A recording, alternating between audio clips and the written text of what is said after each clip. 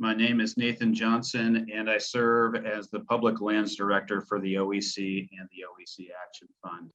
And I'll walk us through a few priorities that the OEC is working on nowadays. So nature can be our best ally in the fight against climate change. If we are smart about our relationships with our parks and our forests, we can set them up to maximize carbon sequestration and storage. This holds especially true for much of Ohio's natural landscape. And that's because the eastern United States and Ohio have a special role to play in the climate fight. That's because most of the natural world here is still recovering from a fairly recent history of intense resource exploitation. For example, Ohio was 95% forested before European settlement. By 1920, Ohio was only about 10% forested. The eastern half of North America was basically clear-cut from about 1850 and 1920. So Ohio's forests have made a strong recovery since that low point. The state is now about 30% forested. But, and here's really the important thing I'd like folks to realize, folks who are listening, the big take home is that the forests we do have today are really not what they used to be.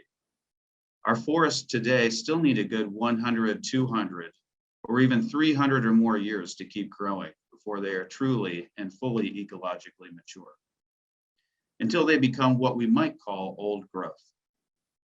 When it comes to our public lands, we all have a stake in them and a say in how they are managed, how they are treated. If we are concerned about climate change, then the best thing we can do is take our 60, 80, even 100-year-old public forests and set them aside as carbon reserves. As these forests continue on their centuries-long path to recovery, they will keep accumulating more and more carbon. Pro-forestation is the newer term for this process. And pro-forestation stands for the scientific principle that the recovering eastern forests will continue to suck up carbon like sponges for decades and even centuries to come. But that's only going to happen if we allow these forests to continue on their long path to recovery, that path towards old growth status. So with that in mind, we'd like to share a bit of the reactive and proactive protection work our affiliate organization, the Ohio Environmental Council, is working on right now and plans to continue working on in the months to come. On the reactive front, the OEC is litigating a major public lands case. We're fighting to stop the Sunny Oaks project, which is an authorized about 2,500 acres of clear cutting and similar timbering on the Wayne National Forest. We're excited about this case for a number of reasons, but not least of those reasons is the fact that this will be one of the first lawsuits to put the role of the Wood Wide Web squarely before the federal judiciary. Forests around the world are not just collections of trees. They are, in fact, communities of trees that are constantly interacting with one another through underground fungal networks that sustain them, that connect them to their neighbors, and that even allow them to communicate and share resources with one another. One of the primary aims of our lawsuit is to demonstrate that the managers of our public lands need to take the Wood Wide Web seriously. Harmful effects to fungal networks can harm forest health, can harm a forest's ability to support new generations of seedlings, baby trees, and can really harm and degrade a forest's ability to sequester and store carbon. We can no longer afford to ignore that our forests are mycorrhizally linked communities, and we believe it is no longer lawful for federal agencies to ignore this basic fact. On the proactive efforts, I'd like to hand it over to Southeast Ohio Regional Director Molly Jo Stanley for our next update.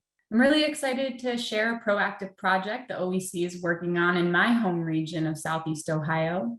Our work is to protect approximately 30,000 acres of the Wayne National Forest, including 100 miles of hiking trail, and it continues. Right now, about 2/3 of this land is zoned for clear cutting and heavy commercial timbering. But securing a federal designation like a backcountry or even national recreation area would protect the public forest from logging, fracking, mining, and road construction. But the benefits of the named backcountry area are not just for the forest. This area, roughly the size of Cuyahoga Valley National Park in Northeast Ohio, has every opportunity to be a premier destination for activities like hiking, backpacking, horseback riding, and camping. And I'm really proud to be working with Nathan and more than 130 local businesses, community organizations, and local governments across Southeast Ohio to advance this project. And we're really looking forward to continuing this groundswell of support. I'll pass it back to you, Nathan. Thank you, Molly Jo. And that is a wonderful, fun project that's got a lot of promise.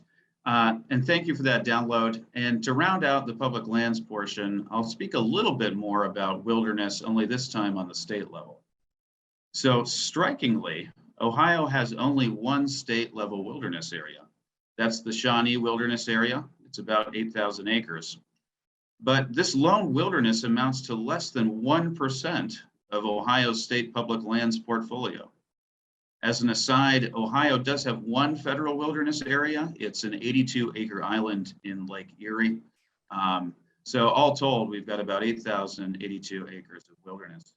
But we believe Ohio can do more to foster and truly protect wild places. We've prepared an initial policy paper that briefly outlines the state wilderness deficit, available state and federal wilderness system models, and some of the administrative level legal and policy solutions available to current, and or future Ohio governors and legislators. The intrinsic value of unbridled, untrammeled nature should be easy to understand. But the climate, as well as the spiritual and recreational value of protecting and liberating the natural world, is significant as well.